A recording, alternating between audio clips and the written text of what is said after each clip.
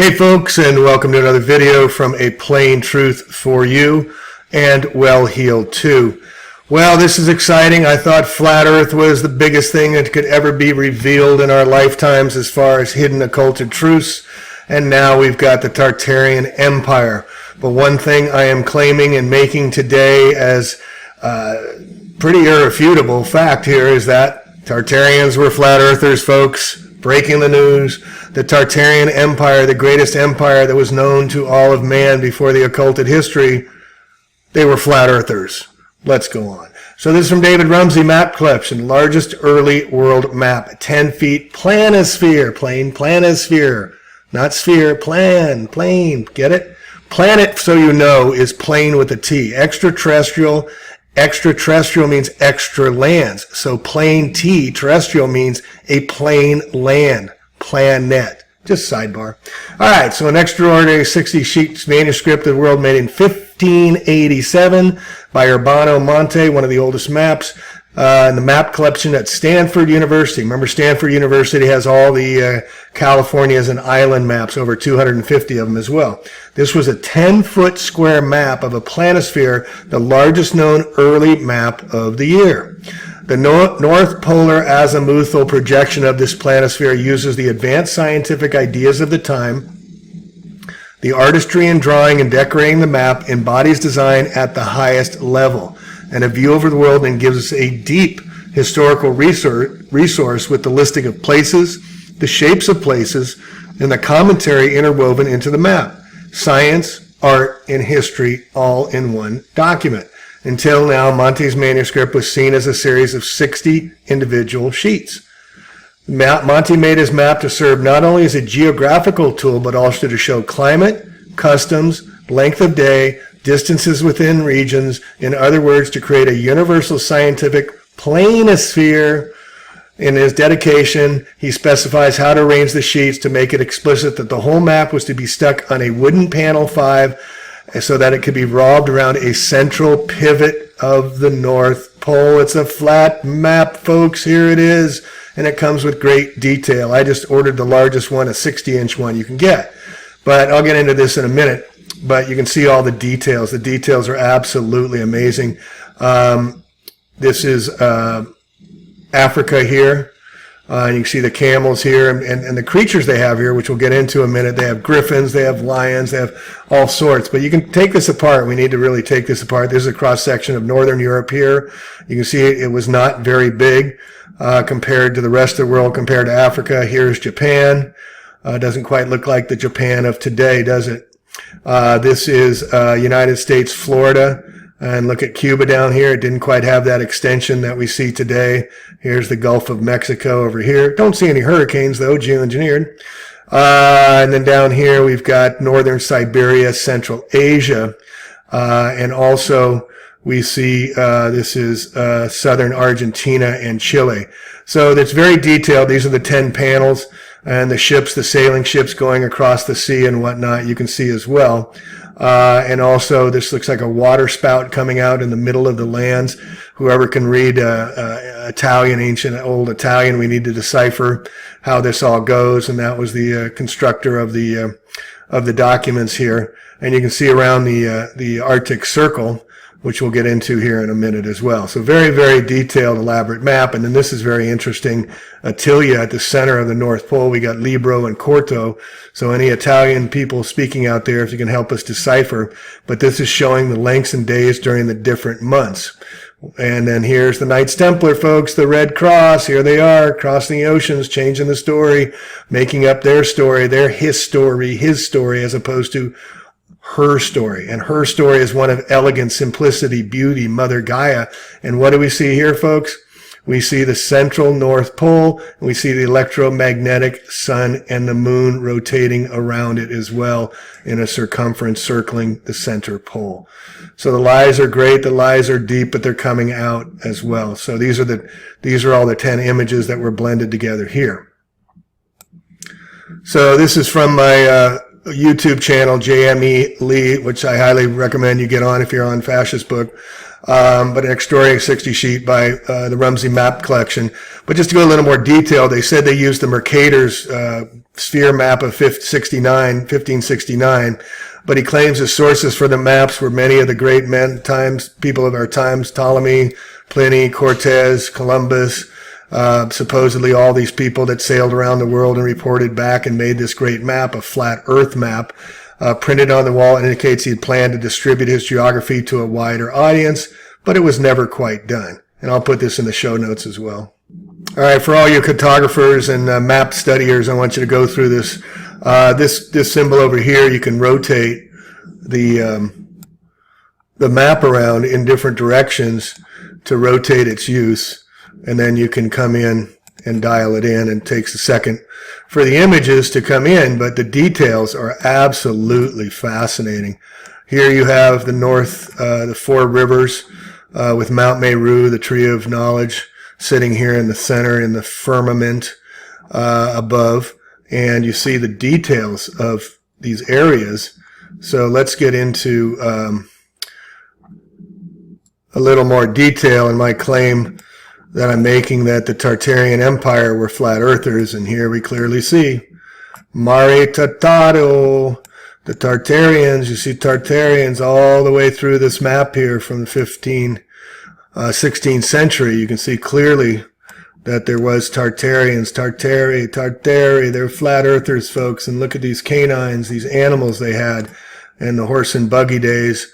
Now again, this has been co-opted, so this map may not be as authentic when giving the imagery of that they had the free energy devices back then, and that the Tartarians were literally Tartaria, were literally wiped off the earth. Look at this, they got unicorns, they have griffins, chimeria throughout all this area. They're describing this fecundity of life that doesn't exist anymore. We don't know about. It could exist, but we're not being told any of this.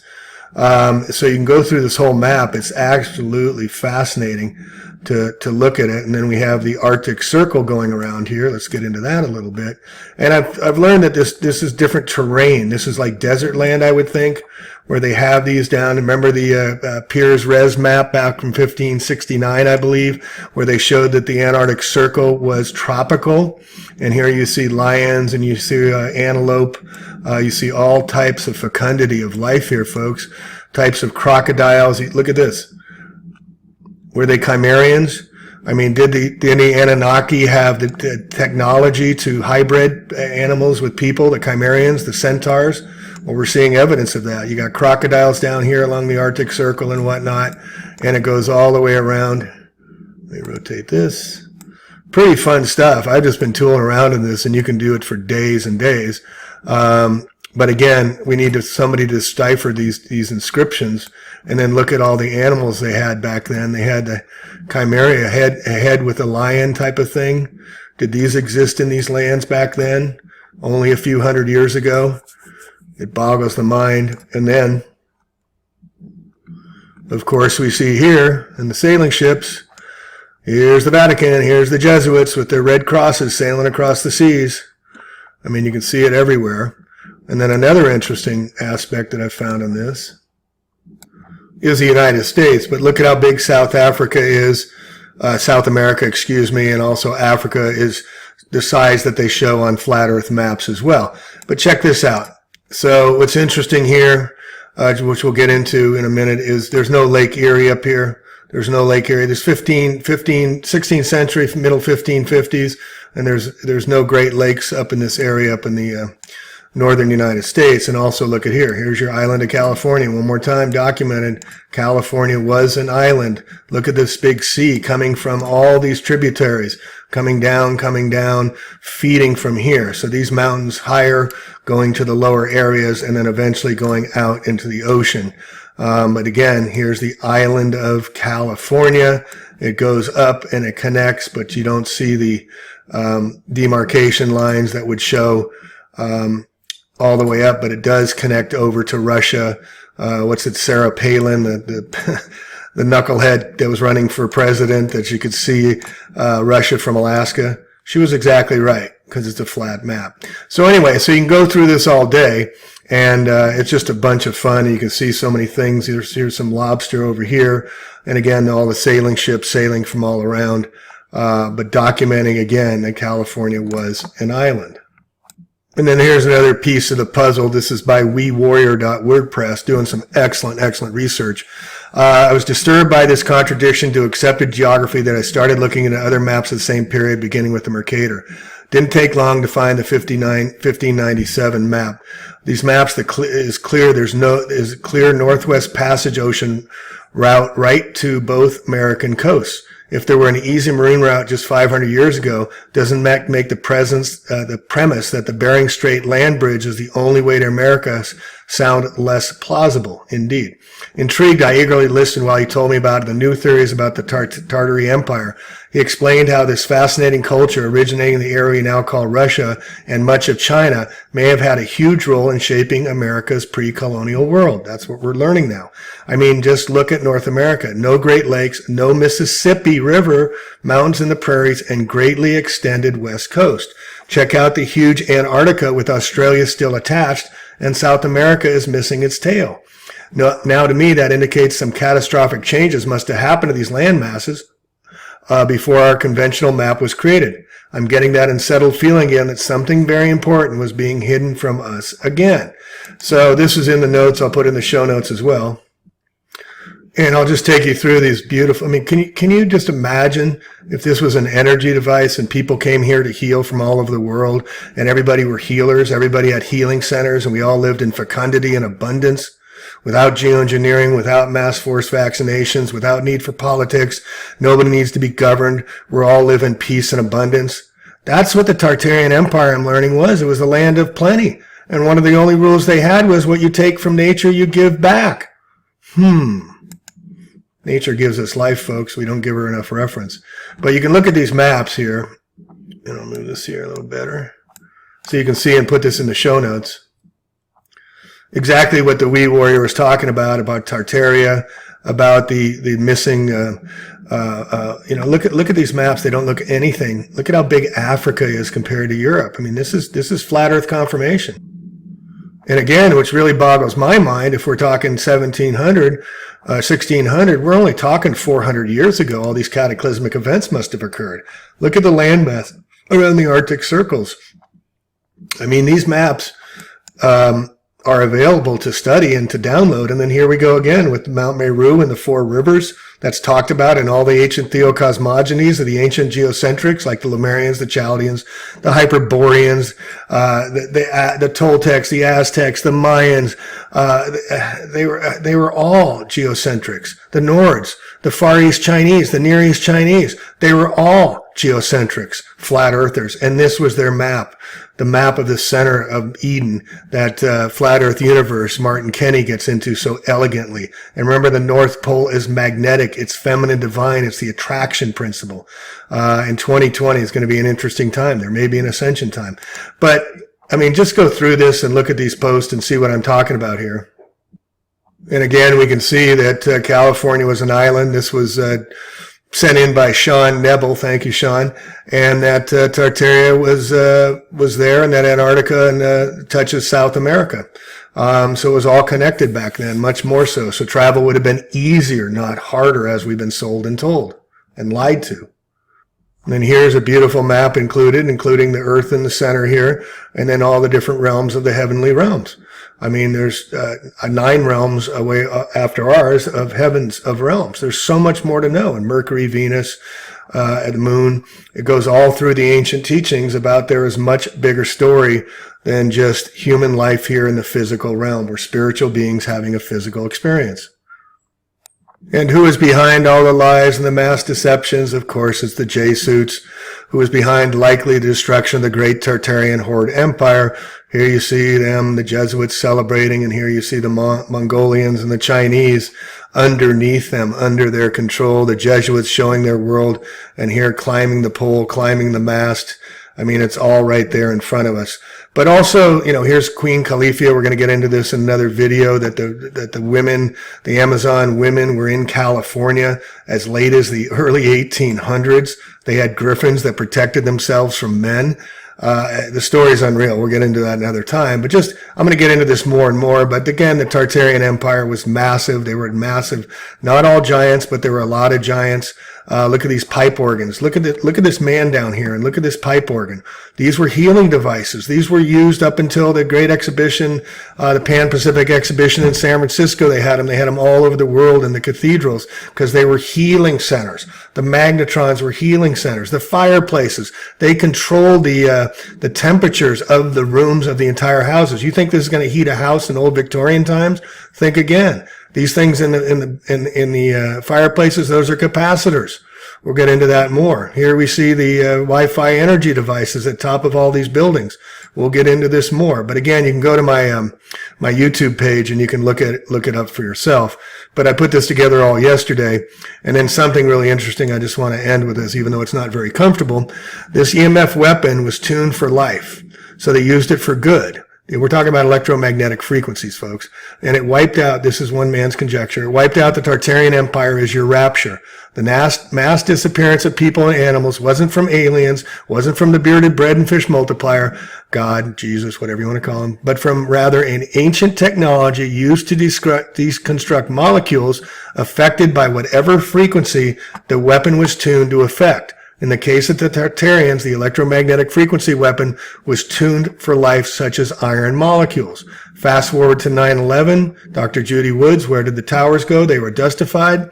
Yes, they were. The weapon was tuned for steel molecules during the 9/11 attack, used to break apart the cellular structure of steel molecules using a form of electromagnetic vibrational frequency. This EMF molecular destruction weapon was tuned to a frequency in which anything with steel in it, such as buildings, cars, lights, street signs, were caught in the weapon's beams, would be affected. The EMF weapon was focused on the area surrounding the pertaining object. The object molecules that made up its steel component would begin to get excited and cause friction. This friction would first cause the object to catch fire. After a short time, the object's steel molecules would begin vibrating at such a high intensity that the molecules themselves would begin to break apart. Think of a microwave, folks, how it works. It's exciting molecules. And then when you eat from microwave food, the molecules are still being excited and expanding in your system. It radiates all through your system, microwave ovens. As the object underwent molecular deconstruction, the object quickly turned to dust, dustification. A similar technology was used to wipe out the previous creation. However, this time, instead of tuning the EMF to break apart the cellular structure of steel molecules, it was tuned to the composition that made up life, such as iron in our red blood cells. Wonderful, huh? So here's some pictures from early 1900s, 1915. I covered on the San Francisco exhibition. But look at the Coney Tower, all lit up. Look at all these examples, Westinghouse with all their shows. We'll get into that more about how they did it, and Queen Khalifa and California being an island. And then the other thing here is on the giants. We've had giants in our history that hasn't been reported or recorded. Let me move this over here so you get an idea. I mean, it's just all over that the Tartarians were existing all over the United States, as tall as 18 feet. No shit. I mean, Paul Bunyan, remember the story of Paul Bunyan? He was a giant. Remember the stories of David and Goliath? I mean, but we've got pictures on pictures, and then we have articles here about the homes of the giants that once ruled America. And look at all the pictures of all the finds of giants that were found, bones found all across the United States. And notice the Great Divide here, the Missouri, how they're separated here. Isn't that interesting? And notice the movies. Big, it stands for Big Friendly Giant. They make movies about it just to mock us. But we have found skeletons in gravel pits, in the height of a tall person, graves found in pottery. I mean, we find so much evidence of giants, but we'll get into that another time. All right, plain truth out. Catch it on the next video. The Tartarians were flat earthers. Yay, more confirmation. Peace, love one another, and be kind, folks. This is difficult times to download all this information. We're being isolated with all the knowledge we're getting, and others can't keep up. So don't try and make them understand what you're understanding, because you're learning much faster than most of your friends and your family. But just take it as a gift but also take it in knowledge that you're going to be isolated because of your knowledge. So find your other tribe, find other friends on Facebook or wherever, have meetups, connect with other truthers that are awakening, and speak out, because others are awakening and stay silent, and they're suffering in their silence. All right, Plain Truth. Catch you next video. Love one another. Peace.